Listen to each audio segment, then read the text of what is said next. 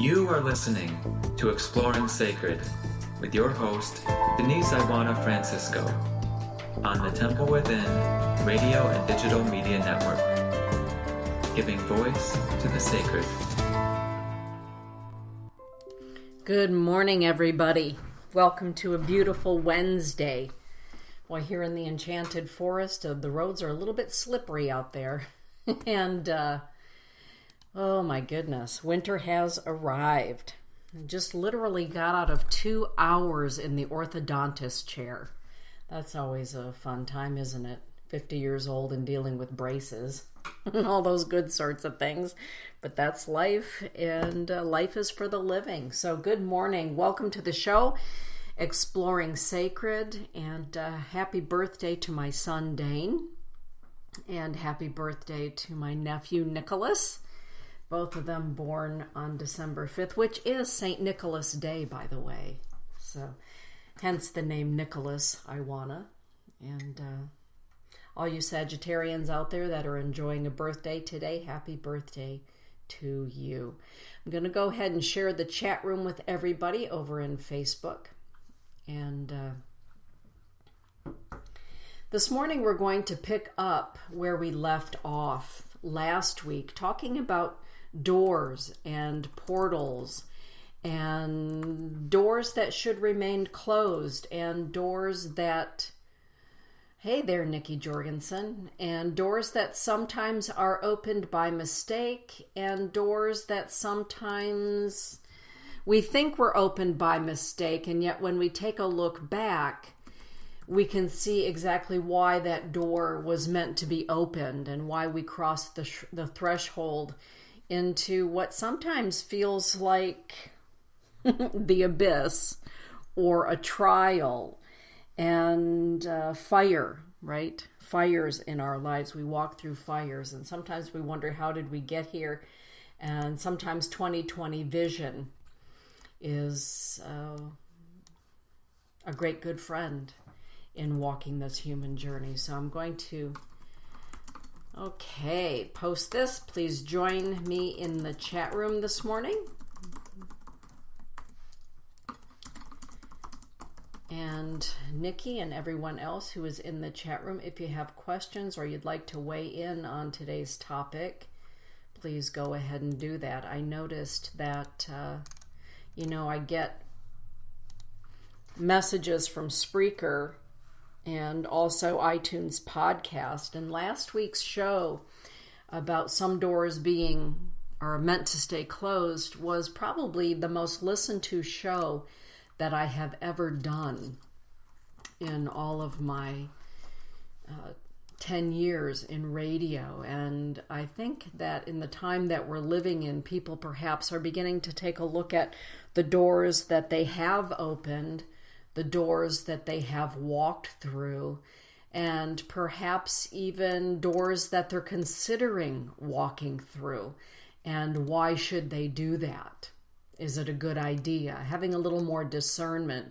And discernment is always a great good thing when you're walking the spiritual path. That is for sure, having very good discernment. One of the questions that often comes up to me is, Denise, how do I know which person is a really good teacher for me? And who do you feel would be the best mentor that I could have at this time based on what it is that I'm wishing to learn more about? And I often say, one of the greatest things that we can do for ourselves is to take a look at the teachers that we are employing and to really investigate, who are they? What are their credentials? Where did they learn what it is that they're teaching? And any good teacher worth their salt has not got a problem at all with sharing with you where their training has come from, where it has not come from. And if anyone feels as though they're being slighted by being asked that question, then I would say look for another teacher, look for a different mentor.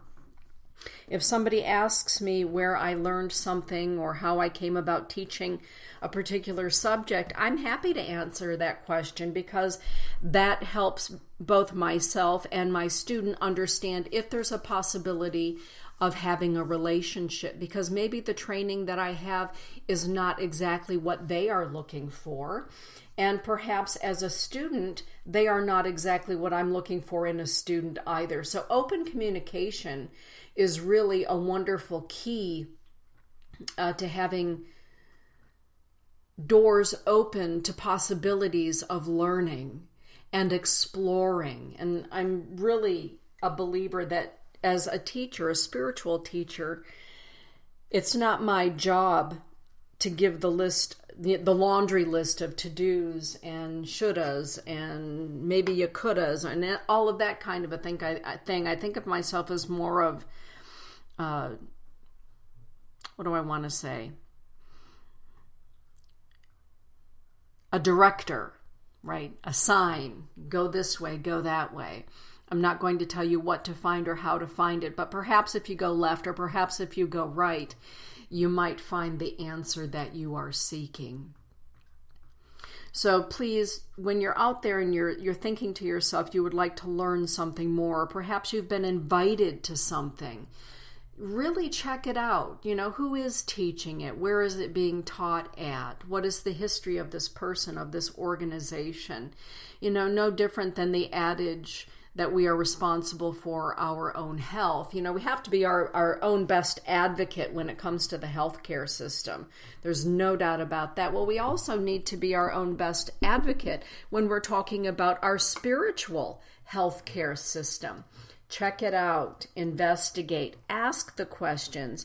You know, a long time ago, my dad said, if you ask someone a question and you do it in a kind, compassionate, inquisitive, respectful manner, you're going to have great dialogue and you're going to learn some wonderful things. So asking respectfully and out of a sense of curiosity and discernment. And you should, if it's a teacher or a mentor worth their weight in salt, give you an answer that can help you really make a good decision about if that door should be opened or if it should remain shut until you find the appropriate person.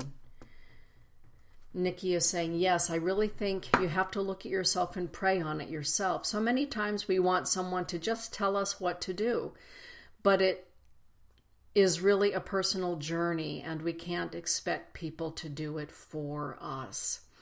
Nikki, that is such an amazing statement that you just made right there. I'm smiling even though my teeth are hurting me at the moment, right, from all that orthodontic work. I'm smiling from ear to ear because you are right on, and I can't tell you how many times I've had in my career teaching since the year 2000, so almost 19 years of facilitating workshops and classes and mentoring, that there have been some people that wanted me to do the work for them, to discern for them, to walk through the fire for them, or when and if they ever got to walking through the fire, held me accountable for the fact that learning can be really uncomfortable. When we open the doors to our spiritual advancement or expansion, those doors can be really uncomfortable to walk through. And once we walk through them, the discomfort increases as we grow. Last week when we were together, I used the example of sports. You know, no pain, no gain. And I'm not talking about excruciating pain or torturing yourself, but what I am saying is that with growth comes growth pains, stretching. And if you're going to walk through the door, having a mentor, having a teacher to walk alongside you does not mean that your teacher or your mentor should have to do it for you. And understanding that growth pains in spirituality, as we stretch our emotions, our reality, our scope of being and seeing, really can take us into some uncomfortable places within ourselves and outside of ourselves. So we have to be very conscious of that. Nikki's saying, I totally understand. You've been a great guidepost for me. Thank you for that, Nikki. And what a joy, right? That not only are we friends after all of these years, that we have been a guidepost for one another. You a guidepost in me learning how, once again, to express myself creatively, and giving me a sacred space to do that up at the Heartful Arts Studio, and me helping to expand perhaps your spiritual practice and your spiritual outlook on things. It's a relationship that we have with our teachers, our mentors, that sometimes becomes a friendship, not always. And I have very close friends that draw the line very hard that they are a teacher and they are not friends of their students. They are not going to be friends of those that they mentor. It's strictly a professional relationship. And there are those, most of the people that I encounter, that is the relationship that I have with them. It is professional, because a friendship takes relationship into another realm of being together, and another expansion, right? And also friendship requires nurturing, and that's probably a whole show in and of itself. But keeping doors closed that need to remain closed is so important when you are asking questions or searching and finding out who a prospective mentor or teacher, class, workshop, protocol, school, what they're all about. If you get an ill feeling or an unsettled feeling, I say let that door remain closed for the time being, until either you find out more about what it is that you're looking for within that person or that entity, or let it remain closed and continue to look for another teacher, another mentor. And do understand that our teachers and our mentors do change. We grow, and sometimes we move beyond a current teacher, workshop facilitator, mentor, and we move on to the next. And it doesn't mean that the relationship is bad. It simply means that our time with that teacher or that mentor has come to a completion. And if you made friends during the course of that, then the beauty is you get to remain friends. And if not, then a good relationship means that the teacher or the mentor will honor the fact that you are moving on to what is next along your journey, and may or may not be able to help you open the doors to the next mentor or teacher, but that's based on good relationship. And talking to the teachers out there that are listening to me right now, every student that comes along doesn't mean that they need to be your student. Just because somebody signs up for your class or your workshop does not mean that you have to continue to open the door to that relationship, being the teacher to the student or the mentor to the person who is seeking. It doesn't mean that at all. And it is perfectly okay to fire a student. It's perfectly okay. Because a relationship between student and teacher not only affects us interpersonally, but it can also affect an entire class.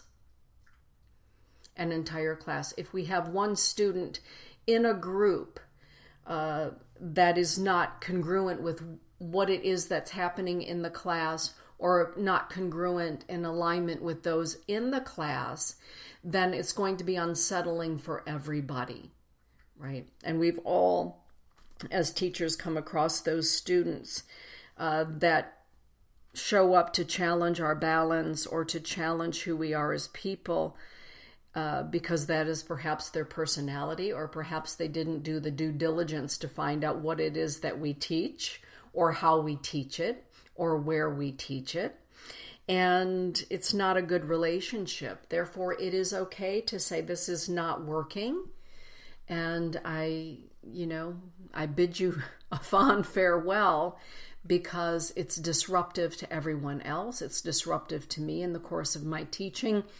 And clearly we are not in congruency here. It is okay to do that. You are not a failure as a teacher or a mentor in keeping that door open so that the dissonance continues. Right? Why open that door as a teacher? when you know, when you can feel, when you can sense that it's simply not going to work. And perhaps rather than being a mentor to this person, perhaps what that person needs is a psychologist or a psychiatrist, or some other form of mentorship. And so we have to be conscious of our limitations as student and as teacher. If I see that somebody is coming to me that really would be better served by seeing a therapist or a psychiatrist, I will refer them to a therapist or a psychiatrist to get them the help that they need. I am not a one-stop shop for everybody's searching and seeking. I hope to be a part of it, a piece that I can provide perhaps, but I also know my limitations. So I'm not going to open up the door that leads to expertise beyond my expertise or what it is that I feel comfortable in sharing and teaching. That is irresponsible of me as a teacher and a mentor to do so. And so anyone who has ever come to me for private spiritual counseling sees that next to my chair in my counseling room, I have a beautiful crystal dish that has business cards. And some of those business cards are mine, but many of them belong to people who are experts outside of my realm of expertise.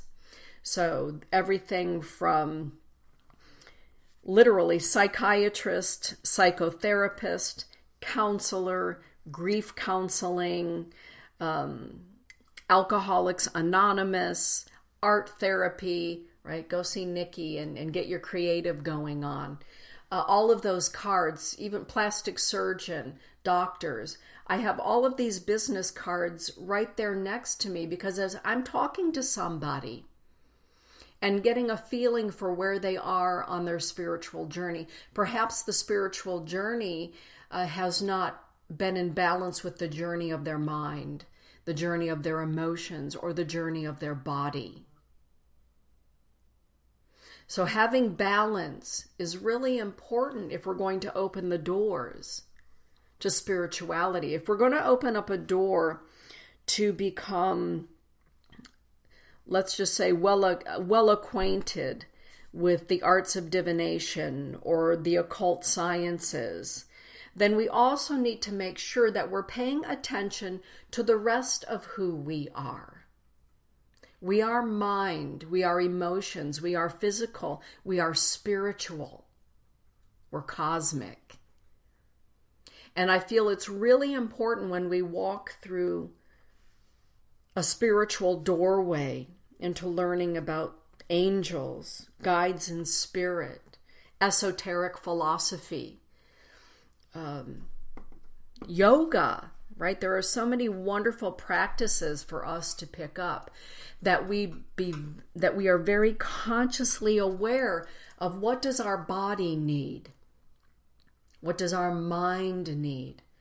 What does our emotions need while our spirit is exploring what's next?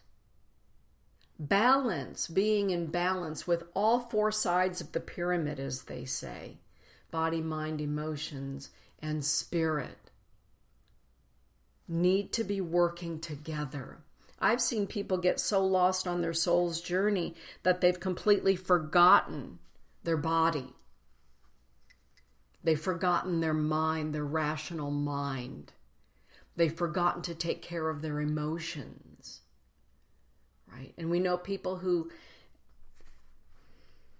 really quest out in the realm of becoming more physically adept that forget their spirit, or more mentally adept that they forget their body or their spirit, right? So at all times, whether we're becoming a corporate guru or we're becoming a yoga practitioner, all of those things, we need to be fully aware and pay attention to what we are doing for the other three sides of the pyramid of balance. Really important. If you have any questions, please do chime in.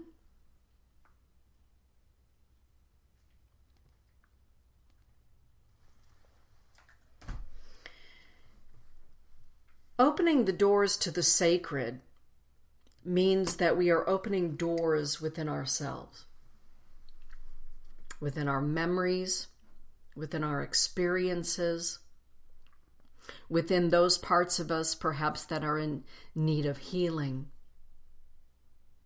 Yesterday, my son asked a question. Why would I choose a career in an industry that is so uncertain, considering I'm someone who doesn't like change?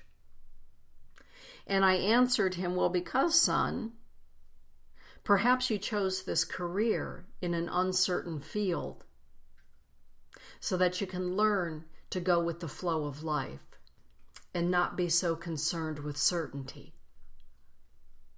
Oftentimes, when we open up the doors to spiritual learning, we're also opening up pathways within ourselves that are searching. And oftentimes we may find ourselves taking a class about angels or any other sort of thing, perhaps Kabbalah, yoga. Again, yoga is really popular. And we may not understand fully why it is that we're looking into that Reiki class or why we're looking into shamanism at first. Perhaps there's a draw to it and we've done our due diligence and we found a teacher and a class that we feel is going to be perfectly suited for our exploration. And it really doesn't take very long before all of a sudden something inside of us is stirring, waking up. And the practice, the learning, brings up places that are a little squeamish or uncomfortable within us.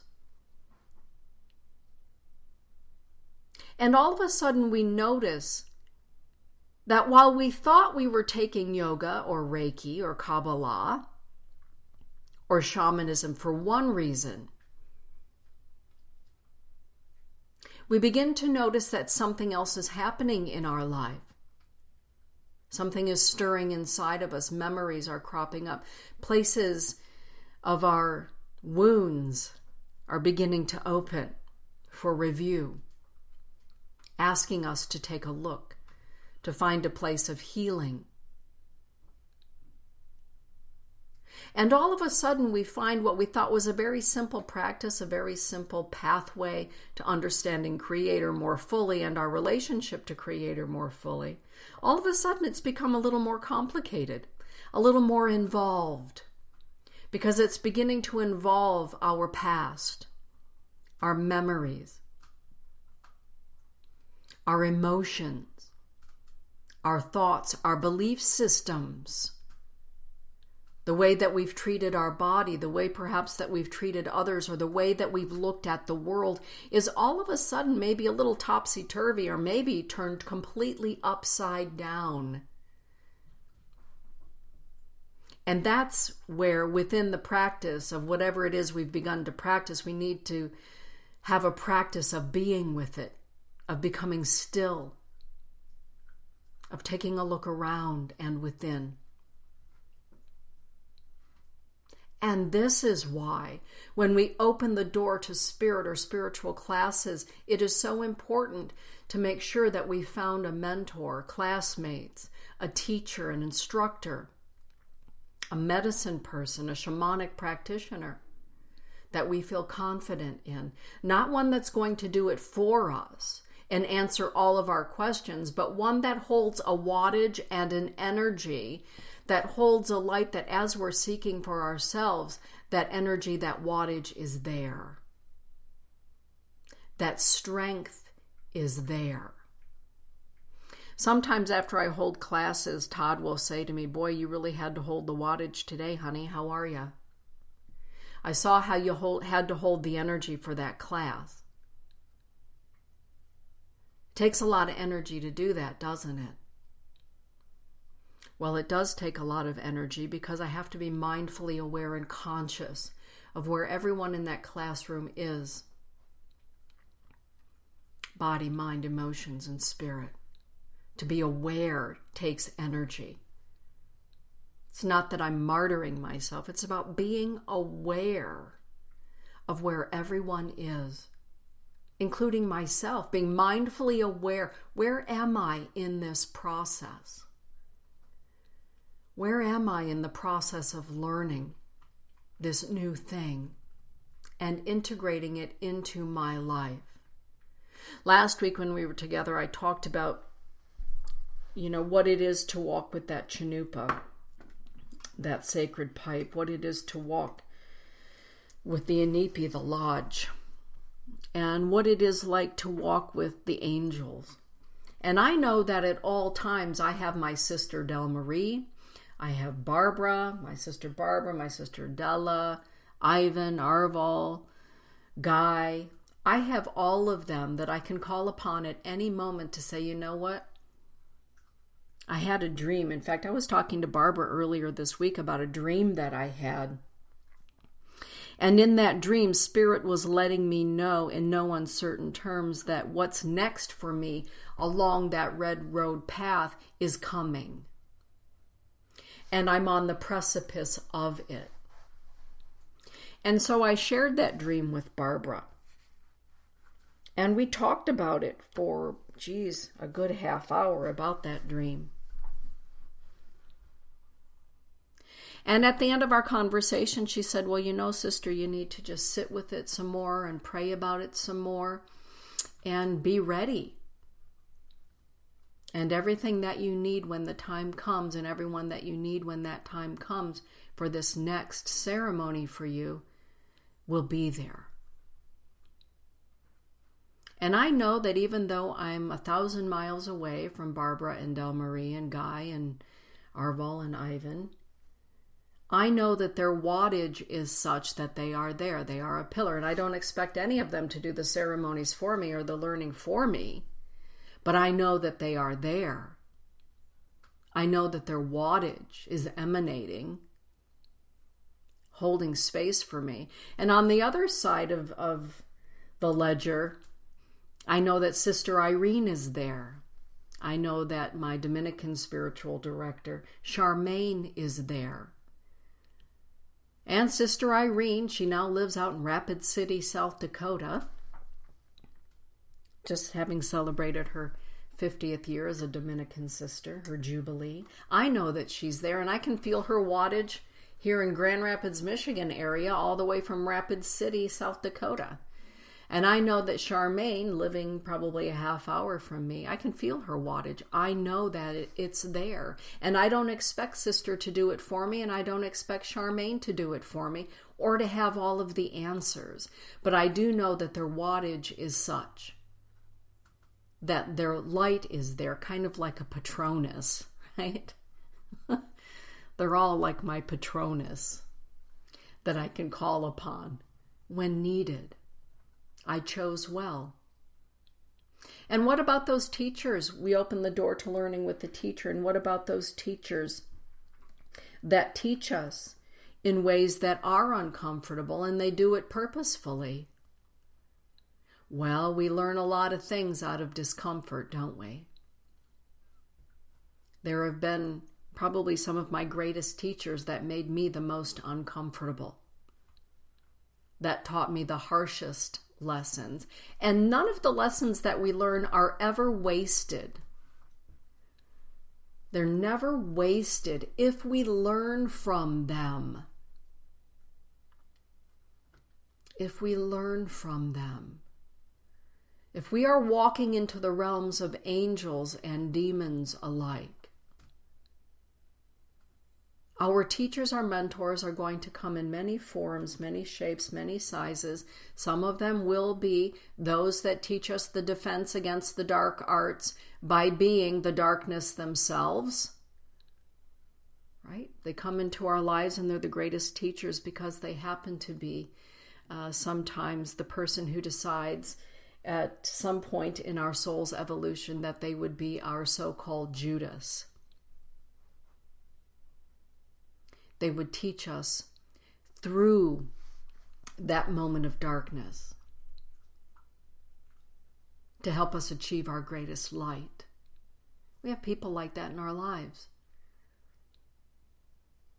Heyoka is what it's sometimes called in the Lakota tradition. Teaching by opposites, contrarianism. And some of my greatest teachers have been Heyoka men. How are you going to learn? I'll be there to help you pour your first lodge. I'll be there, just wait for me, right? And he never showed up. And I knew when he never showed up that what he was teaching me was not that he was disrespecting me, not that he was being mean, but because what he was teaching me is I needed to do it for myself. Besides that, my brother-in-law Buzz was right there to be my anchor of light in that moment. But I knew that the teacher was not being cruel. I finally grew in understanding after many years that he was not being cruel. He was teaching me to stand on my own 2 feet, to do it on my own, and to recognize my own gifts and talents.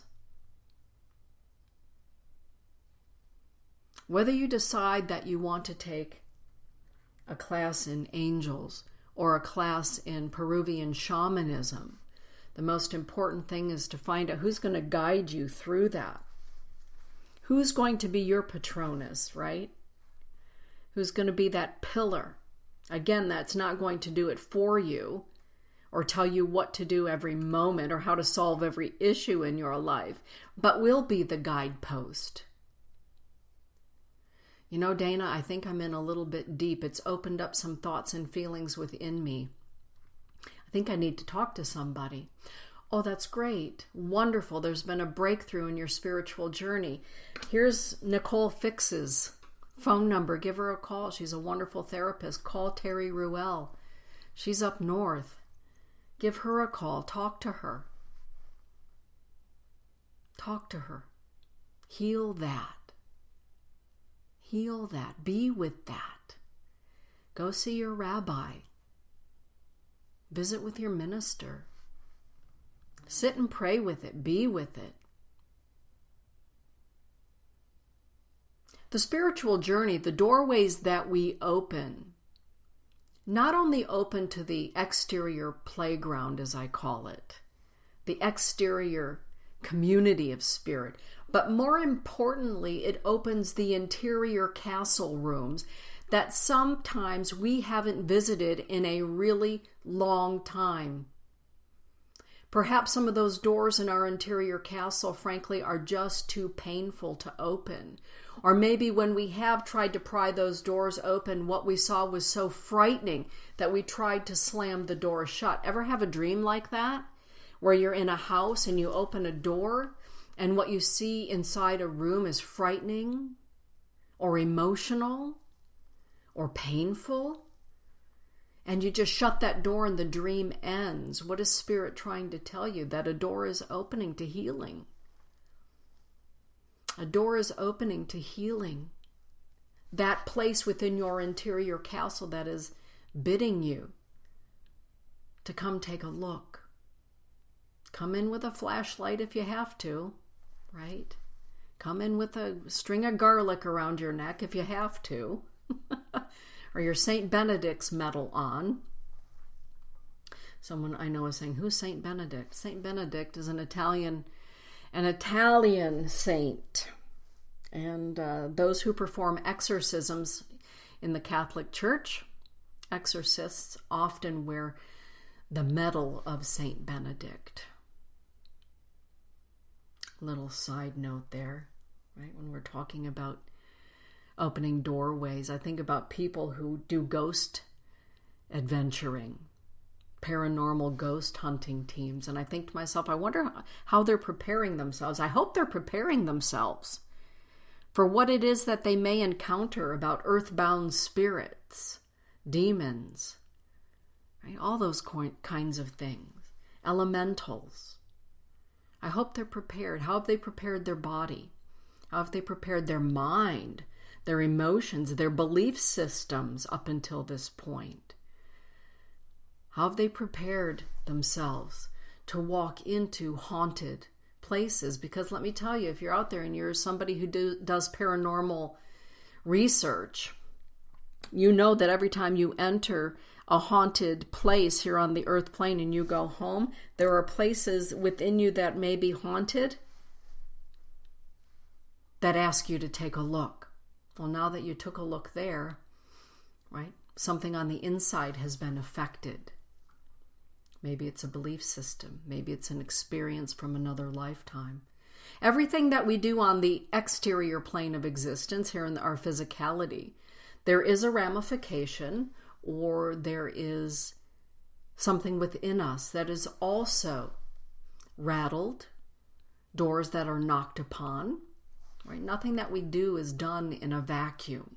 All four sides of that pyramid of balance work together.